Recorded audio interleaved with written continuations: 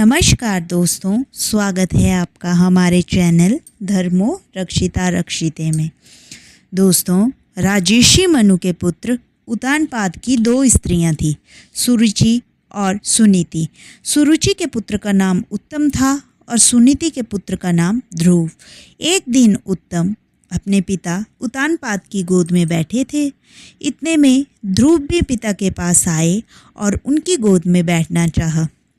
उत्तम की माता सुरुचि के डर से उतानपाद ने ध्रुव को गोद में उठाने के लिए हाथ तक न बढ़ाया और सुरुचि ने तो ध्रुव को ताना मारा। सौतेली माता के वचनों से ध्रुव के कोमल हृदय में चोट लगी और दुखी होकर वो सीधे अपनी माता के पास गए और उन्होंने सब हाल कहा। सुनीति ने अपने 5 बरस के पुत्र को तप करने की सलाह दी। अपनी माता की आज्ञा अनुसार ध्रुव तुरंत तप करने के लिए घर से निकल पड़े। राह में उन्हें नारद जी मिले।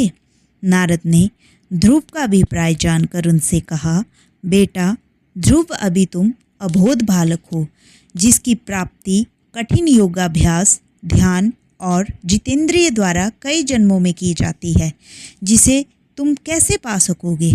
अभी तुम ठहरो, जब तुम संसार के सुखों का भोग कर लो और जब तुम वृद्ध हो जाओ तभी तुम प्रयत्न करना। परंतु ध्रुव अपने संकल्प पर दृढ़ रहे और उन्होंने नारद जी से शिक्षा का आग्रह किया।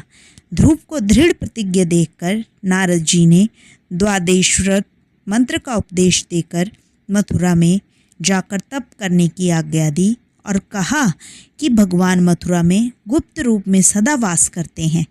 ध्रुव ने मथुरा जाकर घोर तपस्या की। वो एक पैर पर खड़े रहे और केवल हवा पीकर तप करने लगे। अंत में ध्रुव ने श्वास पर विजय पा ली और गंभीर ध्यान द्वारा उन्होंने हृदय में निरंजन ज्योति के दर्शन कर लिए। भगवान ने हृदय से उस ज्योति को खींच लिया तो ध्रुव की समाधि टूट गई और आँख खोलते ही उन्हें भगवान जी के दर्शन हो गए। प्रसन्नता के मारे ध्रुव अवाक रह गए। भगवान ने ध्रुव से कहा, हे क्षत्रिय बालक, मैं तेरी प्रतिज्ञा जानता हूँ। तुम बड़े समृद्धशाली होंगे। मैं तुम्हें वो स्थान देता हूँ जहाँ सदा मुक्ति भक्ति रहती है। वह चारों तरफ से नक्षत्र मंडल से घिरा है। एक कल्प तक जीवित रहने वाले की मृत्यु हो जाएगी, परंतु वो स्थान अक्षय रहेगा। धर्म, अग्नि, कश्यप, इंद्र और सप्त ऋषि तथा अन्य तेजस्वी नक्षत्र सदा उस स्थान की परिक्रमा लगाया करते हैं। तुम अपने पिता के बाद राज सिंहासन पर बैठोगे और बहुत सारे वर्ष राज करोगे। तुम्हारा भाई उत्तम एक वन में जाकर अदृश्य हो जाएगा। अपने पुत्र को ढूंढते तुम्हारी विमाता जंगल में मर जाएगी। अंत में तुम हमारे उस स्थान पर आओगे जो ऋषियों और देवताओं के सब स्थानों से ऊपर है और जहाँ पहुँचकर फिर कोई वापस नहीं आता। तप करने के बाद ध्रुव घर लौट आए। उनके पिता भक्त ध्रुव को राज सिंहासन देकर तप करने जंगल में गए। शिशुमार की लड़की ब्राह्मी के साथ ध्रुव का विवाह हुआ और कल्प और वत्सर नामक उनके 2 पुत्र हुए। इला नामक दूसरी स्त्री से उनके उत्काल नामक एक और पुत्र हुआ। जंगल में आखेट करते समय उत्तम एक यक्ष द्वारा मारा गया। अपने भाई के मारे जाने का बदला लेने के लिए ध्रुव ने उत्तर दिश पर चढ़ाई की। युद्ध में हजारों निर्दोष यक्ष और किन्नर मरे। मनु को यक्षों पर बड़ी दया आई और उन्होंने स्वयं आकर अपने पौत्र को युद्ध करने से रोका।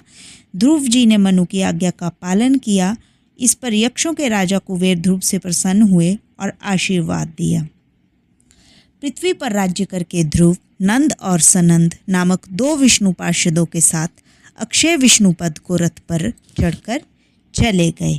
दोस्तों, अगर आपको हमारी ये कहानी पसंद आई हो तो हमारे वीडियो को लाइक करें और हमारे चैनल को ज़रूर सब्सक्राइब करें।